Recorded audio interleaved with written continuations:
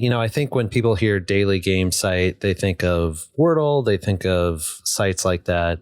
But I think you've taken that another step. For you, daily game is you're launching a new game every day? Actually, 4. 4 a day.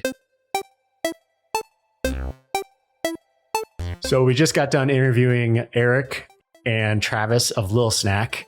Aaron, what did you take away from that interview? I think most of the interviews we've done so far to date are with game developers or creators who either aren't monetizing or those who are monetizing have taken more of a bootstrap path. Eric and Travis, I think it sounds like they initially intended to bootstrap, did decide to raise money along the way. Was cool to hear just some of the why on that.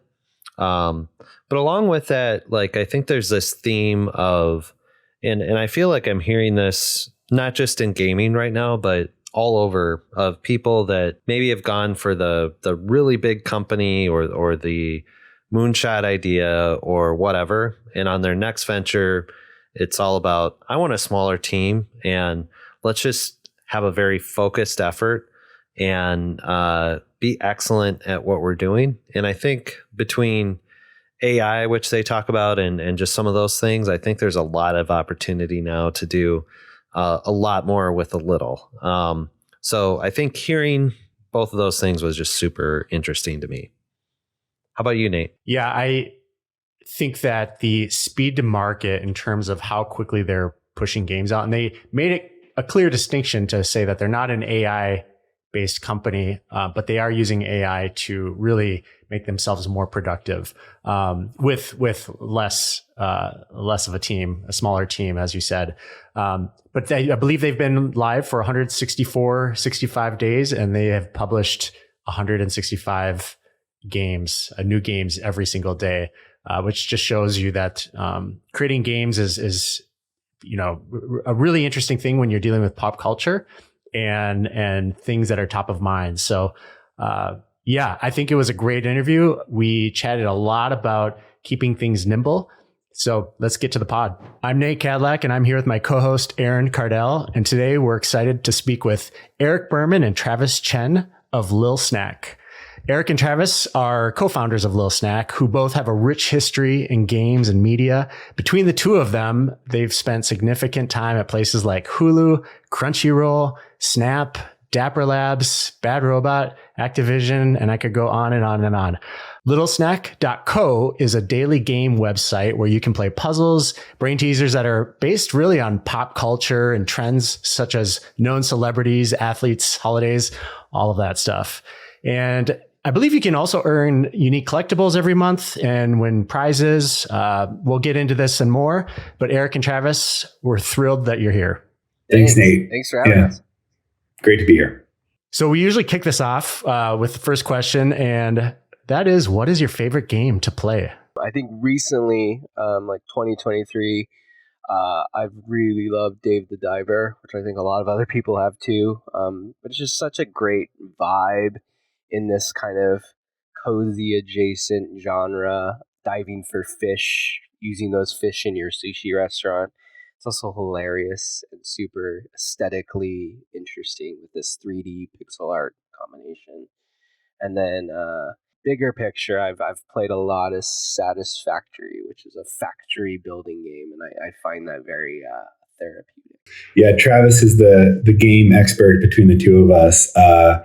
It's interesting. We'll share more on Little Snack, but I used to be a massive gamer, but as life has unfolded, kind of has hit me. Continuing to play all the daily games, which has been a big inspiration for us, which we'll talk about. Big Settler Catan player as well, and still playing the game of basketball in person. This body has a little bit more, like a couple more years in it, but that would be my favorite game. I've sprained so many ankles that Don't jinx it. Don't jinx it. I'm afraid of the court at times. I've never actually played a Daily Diver. Is that web-based or is that mobile? Dave the Diver. Dave is the diver. And it was I would say indie game, a Steam release that came out last year and critically rave reviews, and I think he was even nominated for Game of the Year next to Zelda. Wow. So really cool story, actually. I think it's a very small team, like maybe sub 10 people, maybe even less than that. But yeah, to have a game like that, which looks like a kind of retro pixel art game, similar to Stardew Valley, up against, 300-person team games and on the same kind of pedestal is pretty cool. Right on. Well, I'm really curious, just to kind of go back. How did you both meet? About 4 years ago now, I founded a company called OK Play alongside a couple other really great folks that focused on kids entertainment, and particularly like bringing kids entertainment paired with social emotional growth for children. And so this was like right pre-pandemic, and we brought Eric aboard as our COO, and we were in the trenches building that startup for three years, 2.5, 3 years, and that's how we first met. Yeah, Travis was one of my intense interviews because I had worked in the anime space for a long time, and Travis is I don't know, an expert on all categories, all content. It's like ridiculous. Whenever you spend time with him, it's like, wait, you're into what? Like, oh, you know about fishing and baseball? It's crazy. And he had a deep dive in anime. I was there for 7 years, so we kind of jammed on that. And I think he was sussing out my anime background. But yeah, it was awesome. Like our time at OK Play was really special. We both have 2 kids. So they're both young kids. We were building a product that we cared deeply about. Building for kids is different. Like the extra thought and care you have to put into it, and the trust and safety that you have to kind of like build with the community is very difficult. But it changed us. I mean, it changed how I think about any product we ever make. And we really connected through that experience. Also going through a startup amidst COVID was pretty wild. And we were able to kind of like build relationships and stay connected and figure out how to do that as a team. So, going through an experience like that, coupled with, we Dapper Labs acquired that company and brought us in to effectively lead their mobile efforts. And, Travis and I then worked together. We ended up in different orgs and then eventually came together working on, the leading the efforts around their biggest products, NBA Top Shot, NFL All Day, and the newly released Disney Pinnacle product they just put out. And we built amidst a pretty crazy crypto winter there and weathered a wild storm. And, he still wants to work with me. I still want to spend time with him. So it's a pretty good sign. But a lot of those learnings together are guiding us on a lot of the kind of like ethos, principles, and cultural elements of, as we start Little Snack here together. It sounds like OK Play, is that still alive and kicking, or? No, when we, again, especially when you're building a product for kids, we had 1 million kids playing our game, which Travis created the vast majority of the creative play and experience with a really awesome team, with an incredible team at this company. But no, you can't do that part-time. You can't build a product for kids part-time. You can't put that on, just let it run. So as we moved over to Dapper to focus on other efforts, we recognize that. We're like, you can never go, it has to be 110% when you build a product for kids. So we did, unfortunately, have to shut it down. But even today, it was social emotional learning. And my daughter, I see things come from her today and how she can talk about her feelings and emotions from building that product. And it still is like holds a pretty special place in my heart. So I'm sure we'll find a tie-in here to Little Snack or Lil Snack. But I'm curious. So Lil Snack came about while you both were at Dapper Labs. Is that right? Or for legal reasons outside of Dapper and after Dapper Labs? Travis always is making games and fun experiences, and what he's so special with culture from that standpoint is he uses that as a tool to bring teams together. So always recognize that. But no, at the tail end of our time at Dapper, we had recognized that we wanted to work together. and go build something.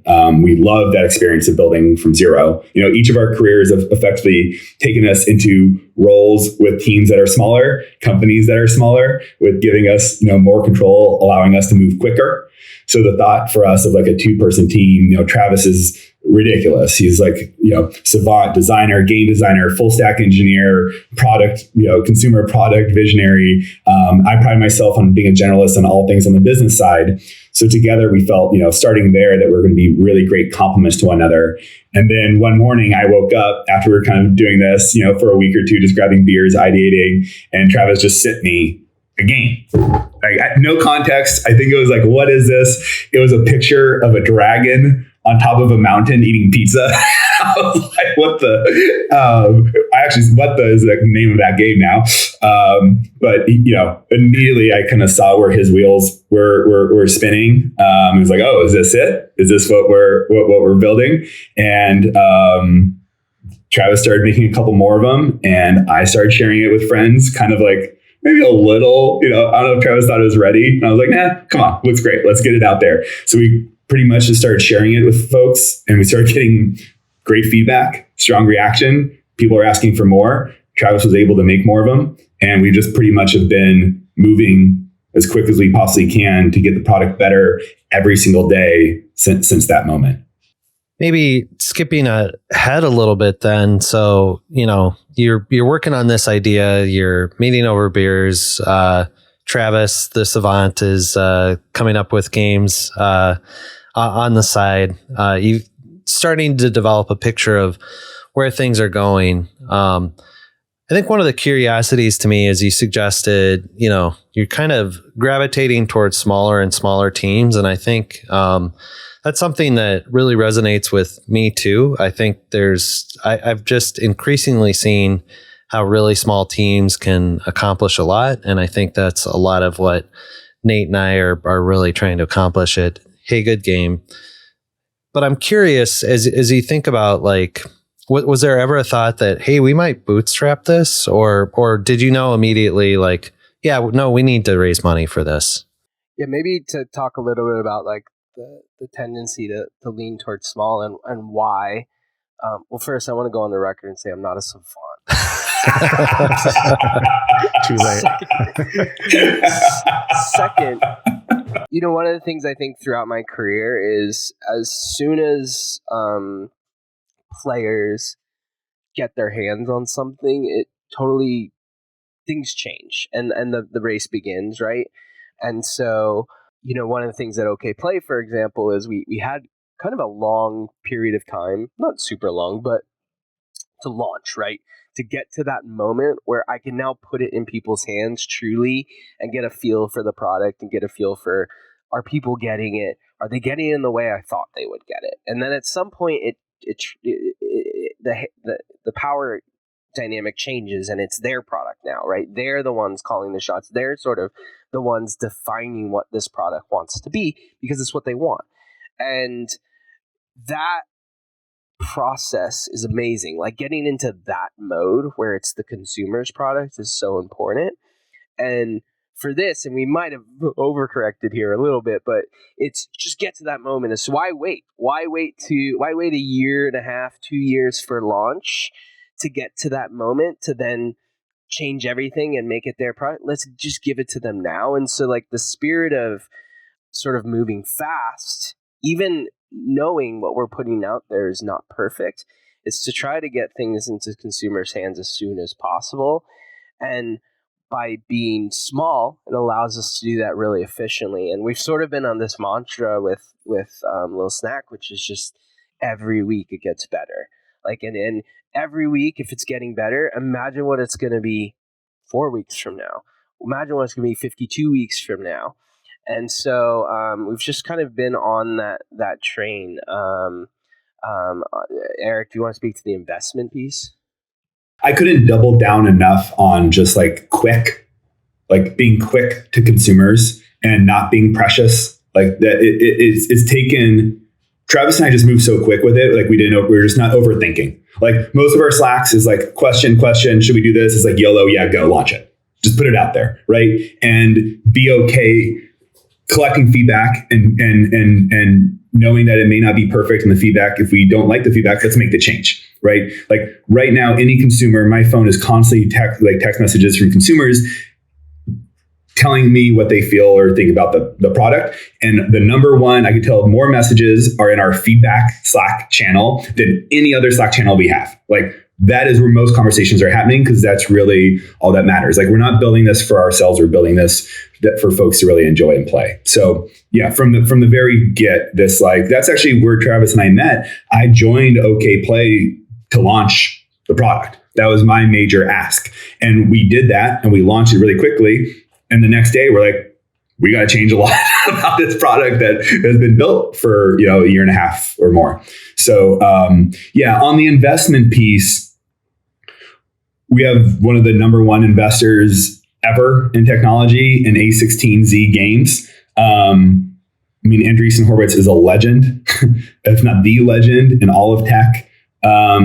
So to have an opportunity to work with those folks in the capacity we are, with the amount of support and resources and guidance that they're providing to us, is pretty unmatched. And so we also joined this program. So initially, we had no intent on raising money.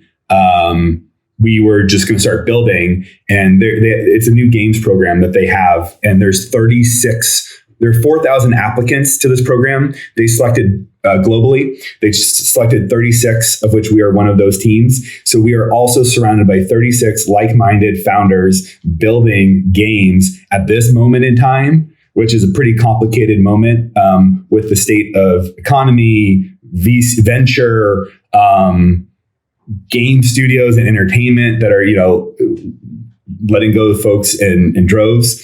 So for us, like the simplicity of joining, A16Z with one check. We have one investor. It's Andreessen Horowitz. That is it. To get into this program and put a forcing function on us to move quicker and build relentlessly with a bunch of other founders was pretty hard to say no to. And I'll note this program, we're in it now, and it culminates at GDC. So Travis and I will be on stage in front of a couple hundred of the biggest tech execs and game execs and VCs at GDC on a Monday, presenting a little snack on March 18th. So moving pretty quick to get to that moment. Right on. Nate and I are going to GDC. What's the name of the session on Monday that'll be at? I think what you should be asking, Aaron, is how do you get into the Andreessen Horowitz party on Monday night? Okay. I think we can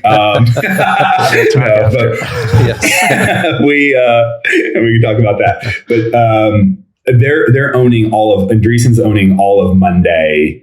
A16Z Games is owning all of Monday at GDC. So it's like an entire day of demos and whatnot. And they're setting a special stage up, an area for all of that. Sounds like fun. And that sounds like a compelling reason to raise money. So congrats on getting connected there. Maybe that was a long-term connection, but definitely see the value in that. I'll pause on my Ben Horowitz fandom for this podcast. But yeah, pretty special, right? And the last thing to note, which was like, how do we get there, is the games were live. Like, yeah, Travis did we have Josh Liu as our lead, and he's fantastic. We couldn't have a better lead at this point of what we're building. He led product for Words with Friends for years amongst every other gaming company you could imagine, Riot, Facebook, etc. But the product was live when we met with them. We had turned the product live. It got to them because the product was live, and I'd shared it with a couple of friends who then shared it with them and then wanted to meet with us. So, there's just constant value of getting out of your own head and just putting something out there and being okay with that and building out in the open. And we just keep seeing that value come back to us every single day. So back to the topic of moving fast, I just want to make sure that the listeners understand this and I'm not misunderstanding. I think when people hear daily game site, they think of Wordle, they think of sites like that. But I think you've taken that another step, right? Am I right that for you, daily game is you're launching a new game every day? Is that actually four a day? But Travis, you want to kind of take through the product? Yeah, maybe. I think our early theses for Little Snack was we saw such great energy with these daily ephemeral games that were happening across the web, across different formats. And so like there'd be a format for this one, and that'd be a website. There'd be a format, that's a website. Format, that's a website. What we didn't see was a kind of collective place where I could play with a lot of different types of daily formats, and that those formats were programmed any day in a very thoughtful way. For like lack of a better word, it's like, what's the Steam for Wordle? What's the App Store for Wordles? And there are things out there, of course, like New York Times Games we love. But we saw there was a pretty interesting opportunity there. So Little Snack is the collection of those formats effectively, and not literally those formats, but we have a bunch of novel formats right now. I think we have 8 different game formats, and we're adding a new format every month. So every month you're getting a new type of way to play. And then every single day we program content against those different formats. And so some days you might get 4 different formats. The other day you might get another 4 different formats. The other kind of big thesis here is that we also saw an opportunity to be like highly thematic with our content, where the Wordle might just be a word for the day. We think about the day as how do we tell a story for this day? For example, what happened last night, the Grammys. We are running the Grammys today based off the winners of last night's Grammys. So last night we had to kind of wait. We had the games somewhat ready, but not fully ready because we had a thesis of who was going to win. I was wrong on a certain category, so I had to change things.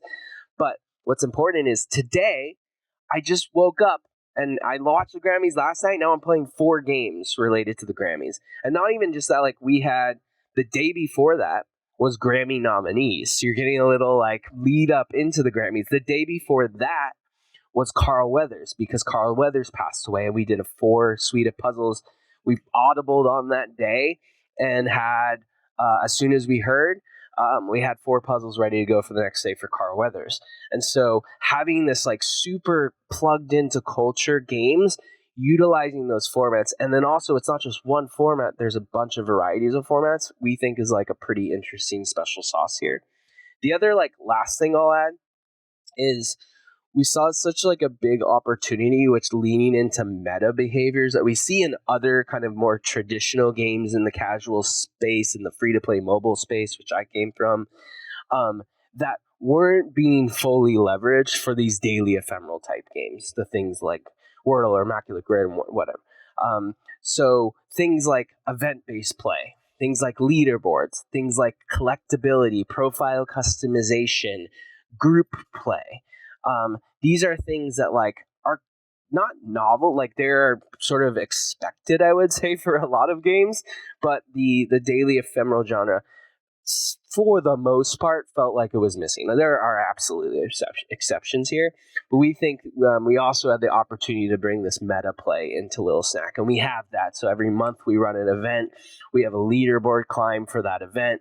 There's collectibles related to that event, so you have to collect them all to like win the event at the end of the month. At the end of the month, if you've collected all of your collectibles, you get a special profile picture frame that you'll never get again unless you participated in that event.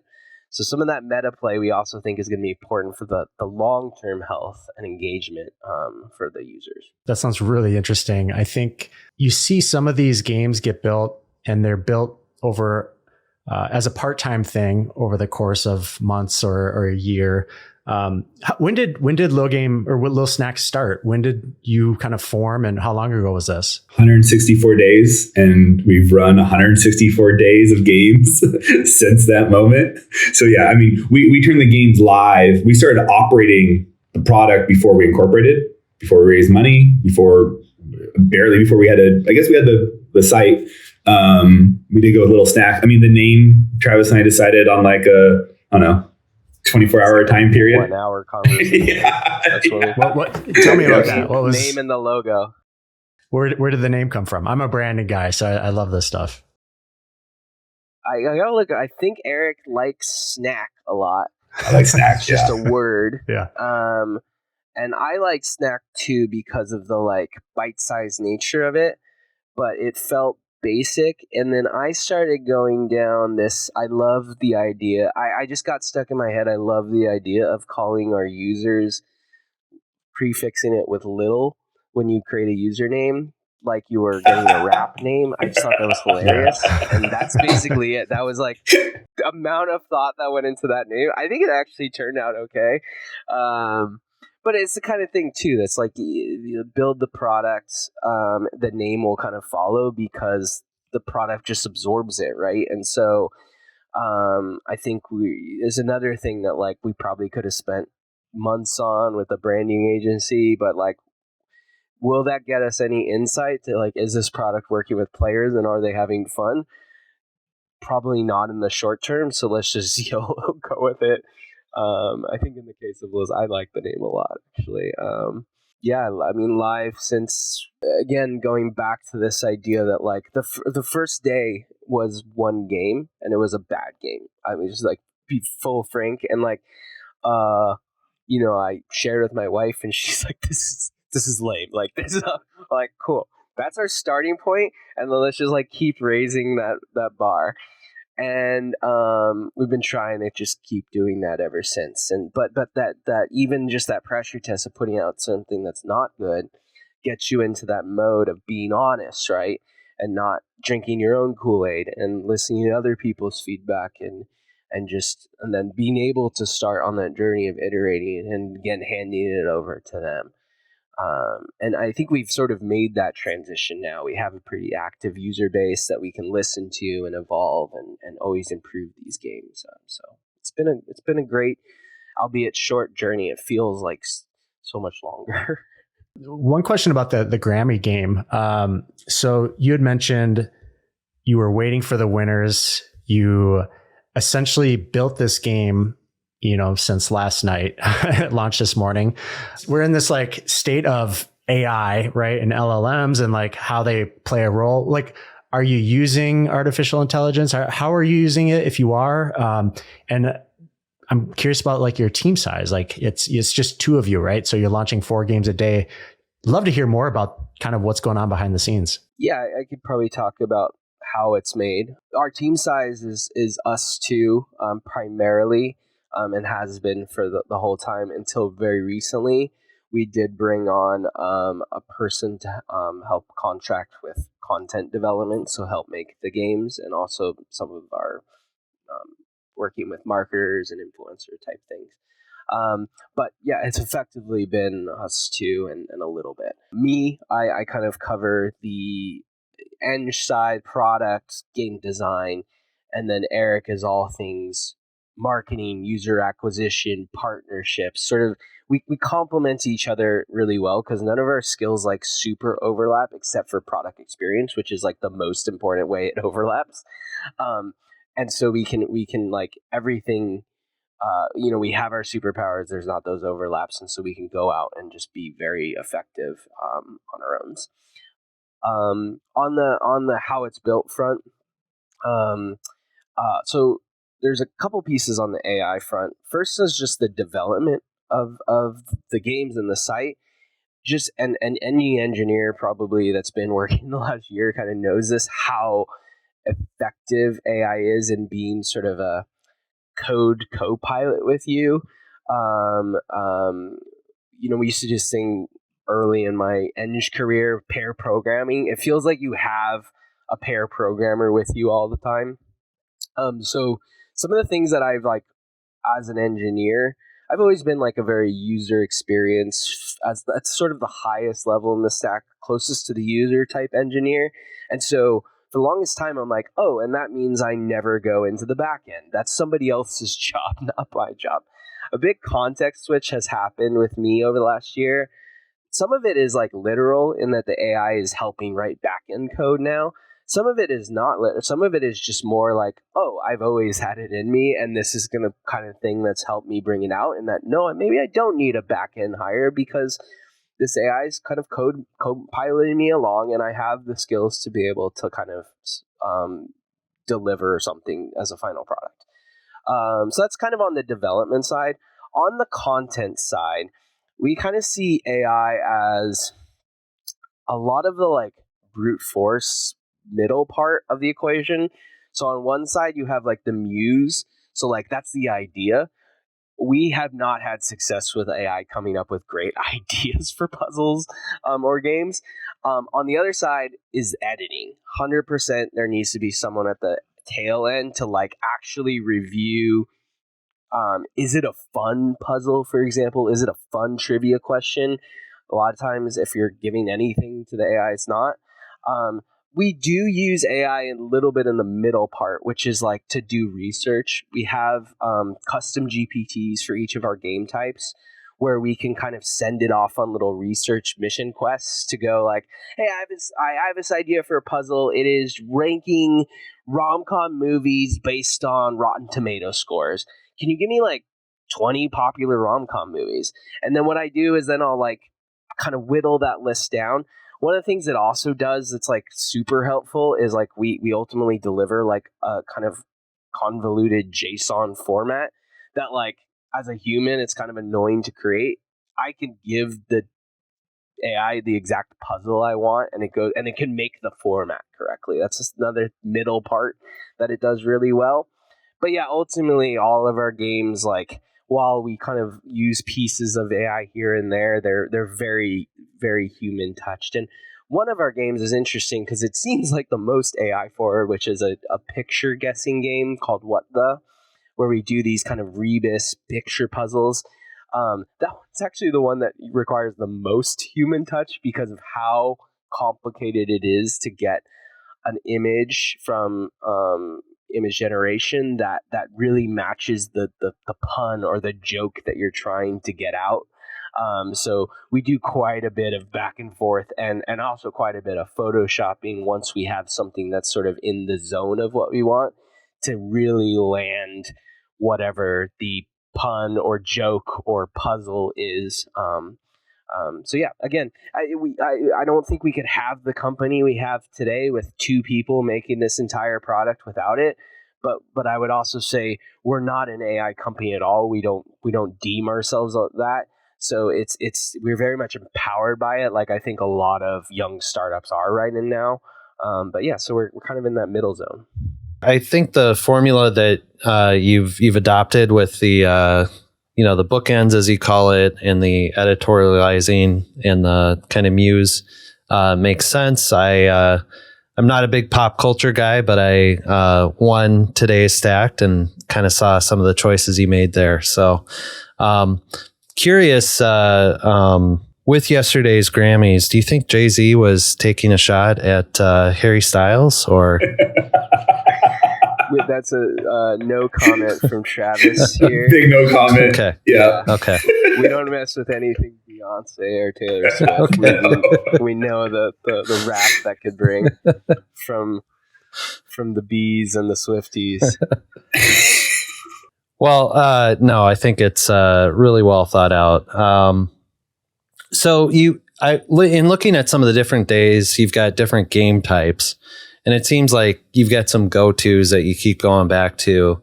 Does it feel like, for now, like having 4 games always is the right format?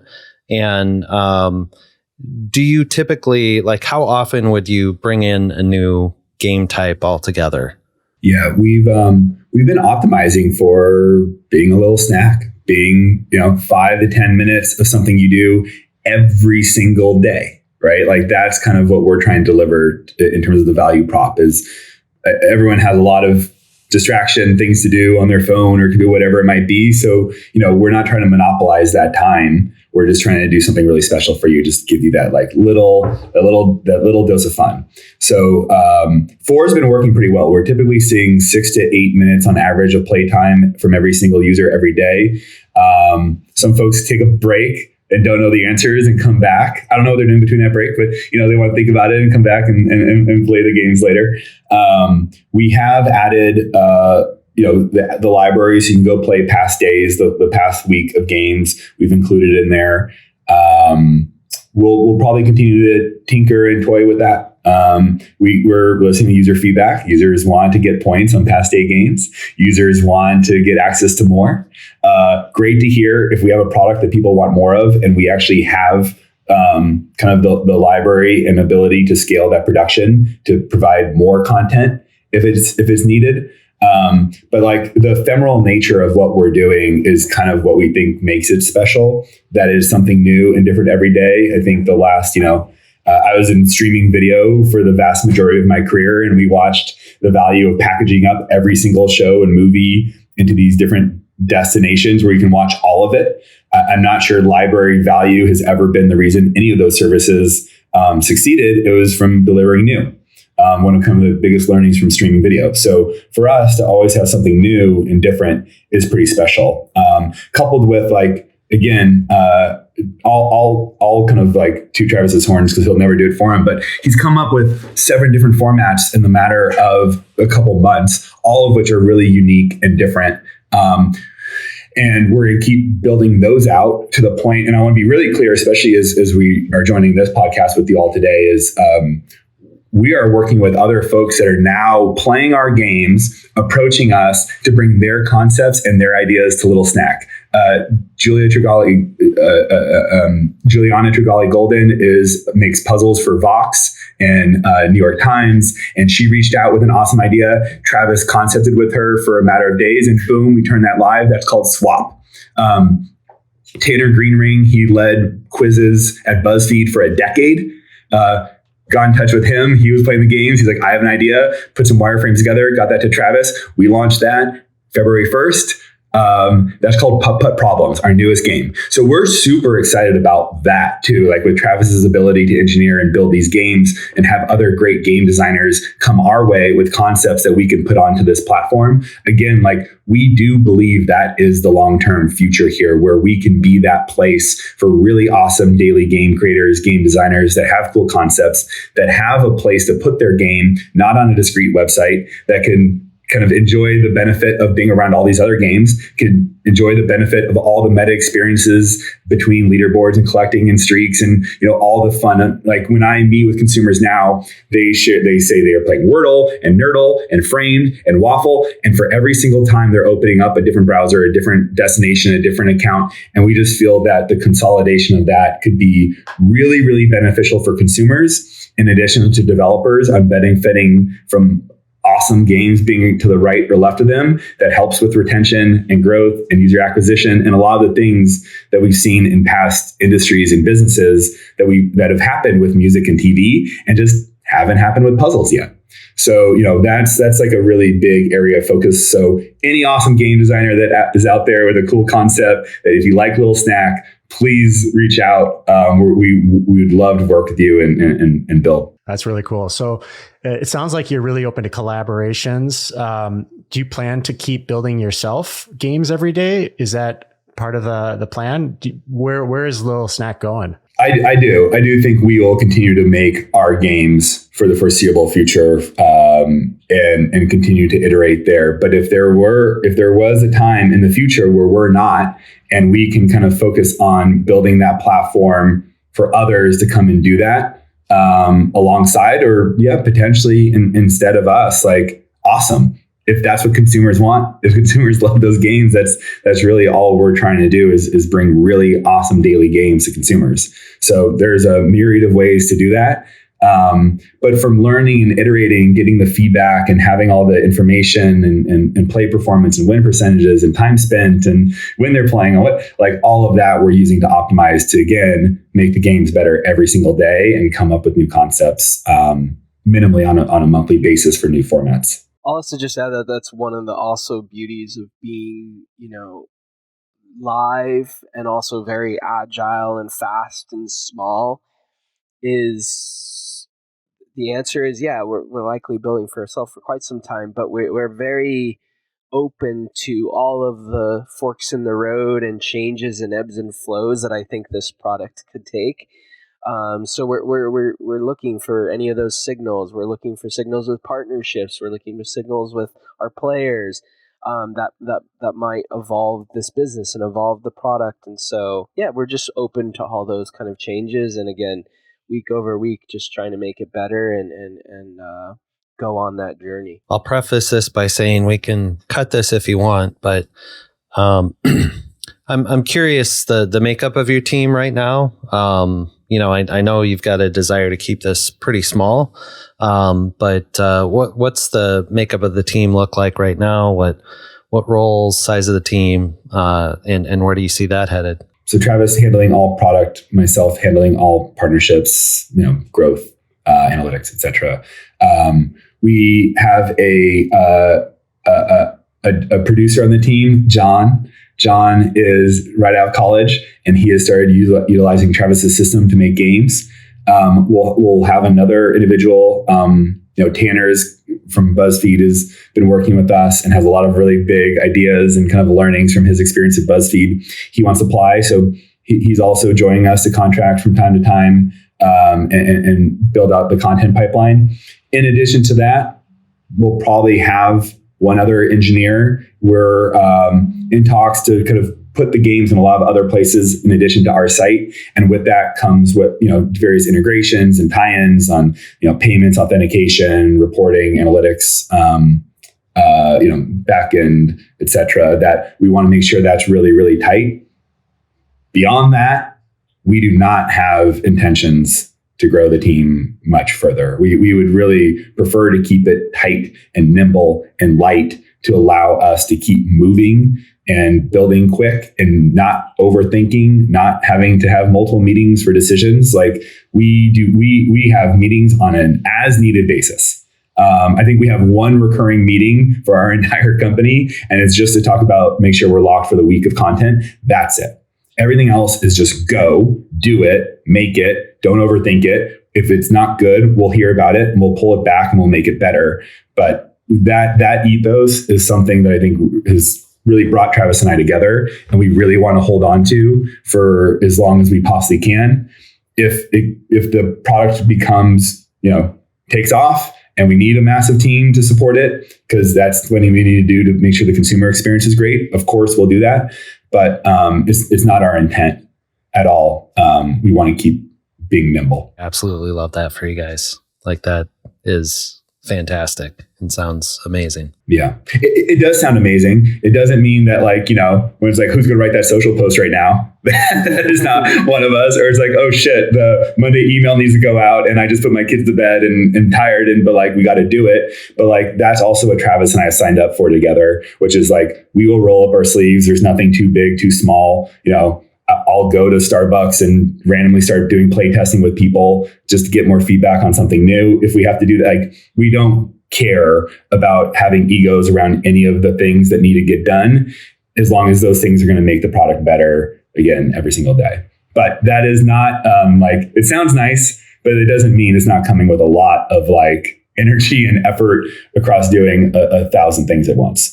And maybe just to use a moment, because Eric did mention this, as a little plug, we haven't got it fully together, but we likely will be posting one job pretty soon, which is that engineer we were talking about. We're effectively our first engineering hire outside myself. That would be someone that's full stack web. Next.js is kind of React, where we're looking. But I think more importantly, that's excited about this space, excited about play, excited about interactivity in web. We're looking for a good fit. So if there's anybody out there that might fit that bill, please let us know. I'm also just personally excited for that individual to review Travis's code. I can't wait to hear about the entire thing. It's going to be a great day for me. I can't wait. But you said he's a Stefan. Yeah. Yeah. He is those pressure tests. Code will tell otherwise. Yeah. It seems like you're a web-based game. I like the design because it is tailored to fit on a phone. And I'm kind of a fan. If you look at our site, hey.gg, it's a pretty slim format. I love the tiny aesthetic. So you don't have a mobile app at the moment? Is that right? I'm curious, with your rich history in gaming and everything else, what was the decision behind maybe not starting with a mobile app if you don't have one? Yeah. maybe a little bit about that. So, first of all, I just also wanted to compliment your site. It's beautiful, and I love the aesthetic there. And also the URL. What a grab! That's awesome. Yeah, so we sort of intentionally focused on web, and the big reason why is we wanted the friction for you to get it and start playing as easy as a text message from a friend. It's like, hey, did you watch the Grammys today? Play these 4 games. Boom, within seconds, you're playing the Miley Cyrus puzzle for today. And that just can't be delivered on mobile. Not as much because like the download takes time. It's because nobody will go download your app because you texted them. But somebody will click a link and play a fun game that you just played. So we see mobile web as a really interesting like front door to this experience that we think is really important in this, again, this like quick play type zone that we are living in. We do have thoughts on mobile application. We've built our whole careers on mobile, and there's clear advantages, push notifications, all that. But we think that like we need to get this front porch or front door as inviting and as welcoming as possible, first and foremost. And with that, the kind of benefits of mobile native app as in the future could come. Also, to highlight, same theme. I know it sounds like a broken record, but we can just be so quick on web. We have no submission cycle. Like we hear feedback that we did hear feedback from a Swiftie that we had kind of alluded to her relationship with Scooter Braun just incorrectly. It was slight, but boom, Travis could fix that on the fly that minute. And some of those things are not as possible with mobile apps. So as we refine, Could have been. But yeah, as we refine this product and learn quick as fast as we possibly can, we'll take those learnings into a mobile app for sure. You know, Travis's time at Snap and Scopely and all the free to play success he's had with those mobile apps. I started my career at Hulu, literally launching the Hulu Plus apps before there were apps. So it has been our entire career. And we are excited to get to that point, but we're going to get there when we're feeling really solid that investment and that adding that onto the docket here is going to pay kind of dividends in terms of like user retention and engagement, which will likely, we kind of see it in that way, as more for the folks that become daily players, which more of our audience is than not, that's the product and experience they're going to want. But we'll build our way to it. I'm guessing the goals for your game at this point, you're not monetizing in any way yet. It doesn't seem like from the outside, is really growth and just getting these feedback loops, user feedback, just really nailing the experience. Is that really kind of your main focus at the moment? I think you need to start monetizing. We talk about monetization every single day. You do need to start monetizing as soon as possible, and you need to measure the success of your project, typically based upon users that are paying you and that feedback, because then that's a whole different level. We're being thoughtful. Again, it becomes heavier to start to do that. So we're just being very methodical in how we build. But one thing I'll note there too, as a lean to person startup and learning from past experience, is like start making money as soon as you possibly can in whatever way you can. And that might kind of be to give us more time. And find some other avenues. We've had interest in white labeling the games, other folks just commissioning us to build games for them, which we can do. We have our library of games, of which we'll likely start to find other distribution points to sell and monetize there. We're going to start putting a rewarded video in the ads. We've had interest of sponsorships to come and take over the month on Little Snack and brand that way. You'll see how easily these games could be branded, literally around the game, of course, but like in the game itself is very easy. Tomorrow's HBO day. So HBO Max, let us know if you want us to, do a special partnership. And then we'll definitely get to that membership piece. But like the answer is everything. Yeah. I don't know if this will connect with the audience here, but very similar to how entertainment companies sell movies and TV shows, we believe that the model here is to kind of match that, just swap in puzzles and games and figure out every which way we can make them, get them out into the world and monetize this business so that we can continue to do this for as long as possible and invest as much as we possibly can back into the platform, back into new formats, back into the new games until we can get that flywheel going. But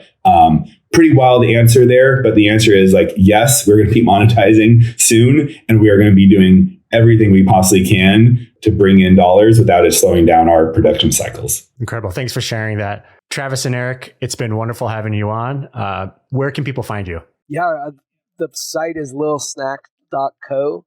So Lil, like Lil Jon, snack.co. And yeah, we love people to play. And then, yeah, there's a feedback form there too. That's super valuable, I think, if there is any feedback, to send that our way. Yeah, Eric, did you want to add anything? Yeah, I mean, for anyone interested in joining the team, specifically around an engineering role or other game designers that have ideas, feel free to hit me up on LinkedIn. Just Eric Berman at LinkedIn. You should find me there, or Twitter at EB33LA1. DM us, hit us up. Happy to engage anytime. Any partners, any folks that are just interested in what we're doing, we love jamming on it. Every conversation, every introduction usually goes to some fun place. So we're here for all of it. All right. Well, that's the pod. Thanks, guys. Thank you. Thanks, Nate. Thanks, Aaron.